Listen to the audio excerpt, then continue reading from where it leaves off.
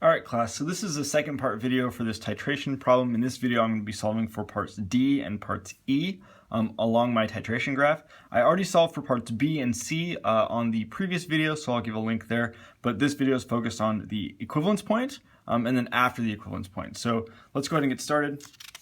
The first thing that I've done here is sort of drawn, again, a little diagram to sort of ground myself what's going on in this problem. I'm going to start with 25 milliliters of my NH3 solution. I'm going to be adding in the HCl. And then at point D, that's at the equivalence point. So the first thing we need to do is we need to say, well, what does that mean? What is the equivalence point? So at the equivalence point,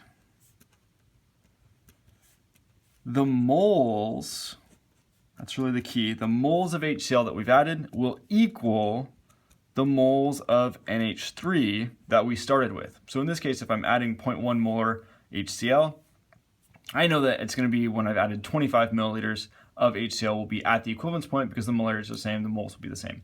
So I start with 25 milliliters of this weak base. I'm going to add that HCl. So we need to consider, well, what is going to happen in the solution as I add that HCl? Hopefully we can look at this and we can say, well, that's a weak base, that's a strong acid. We're going to form NH4 plus and Cl minus. And at the equivalence point, the moles that I start with, moles of NH3, is going to equal the moles of HCl. That's sort of the whole point, right, again, of the equivalence point.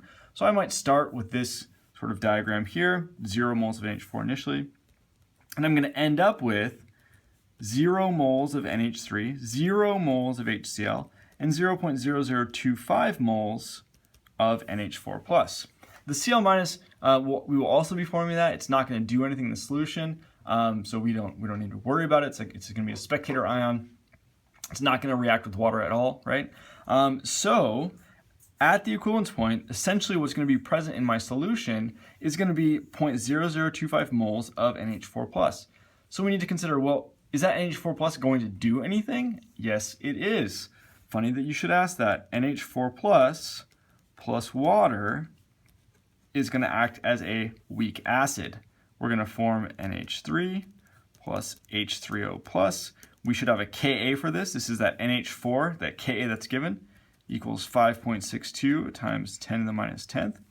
And now I can solve for an ice table. So this really just becomes solving an ice table for a simple Ka problem. It's sort of a roundabout way to ask about that, right? Because we've got to do this reaction first. We've got to think about the equivalence point. What does that mean? All that sort of stuff. But at the end of the day, all we're doing is solving a Ka problem for a weak acid. So to do that, the initial concentration of NH4 plus, well, that's going to be this number of moles, right? Now, my number of moles divided by my total volume. And my total volume in this case is going to be 50 milliliters. And it's 50 milliliters because 25 milliliters of my starting base plus the 25 milliliters of my acid equals 50. So my initial concentration here would be 0.05. So taking this number of moles divided by the total volume, 0.05, you get 0.050 molar NH4 plus. 0 and 0 here, minus x plus x plus x. And then at equilibrium, 0.050 minus x. All I'm doing here is solving a regular old Ka for ice table Ka. So let's move this down. So 5.62 times 10 to the minus 10th equals x over x. 0.050 minus x. This minus x term is going to be negligible. I've got a really small Ka value here. And I can solve for x. X is going to equal, in this case, 5.30 times 10 to the minus 6th. That's my concentration of H+. So from that, I can calculate my pH. That equals 5.28. And that should be my concentration at the equivalence point, right? And we can look at our graph and we can double check that, but we'll do that at the end.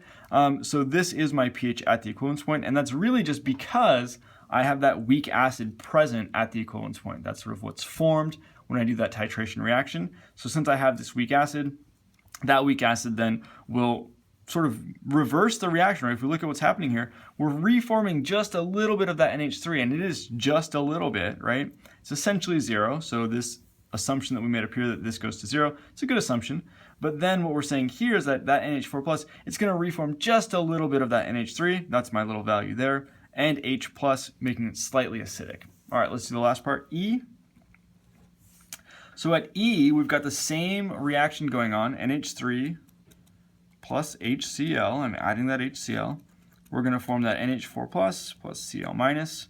Now in this case, I'm going to have excess HCl, 0.0031 moles. So my starting point here, I start with the same amount of NH3, but I'm going to have more HCl in this case. So I've got excess HCl. So as we pass that equivalence point, there's going to be more HCl than there is NH3, right? We have a new limiting reactant. So at the end here, I'm going to have 0 moles of NH3, just like at the equivalence point, but I'm going to have leftover HCl. I'm going to have 0.006 moles of HCl that's left over. I will also have this 0.0025 moles of NH4 plus. But this leftover HCl, anytime we have leftover strong acid or leftover strong base, that leftover strong acid or leftover strong base, that's going to determine the pH of the entire solution. So all I need to do to solve for the pH for part E is figure out if I've got 0.0006 moles divided by my new total volume, 0.056 liters, that equals 0.0107 molar H plus. Since it's a strong acid, HCl is going to completely dissociate. And from that, I can solve for the pH directly, equals 1.97. So that is my pH after the equivalence point. It just becomes really what's the pH of that strong acid that's sort of being diluted a little bit. Now, one thing I do want to point out, you might say to yourself, well, this NH4 plus, that's going to put a little bit of H plus in the solution. You're exactly right? It is. It's going to put a little bit of H plus. We might even look right here.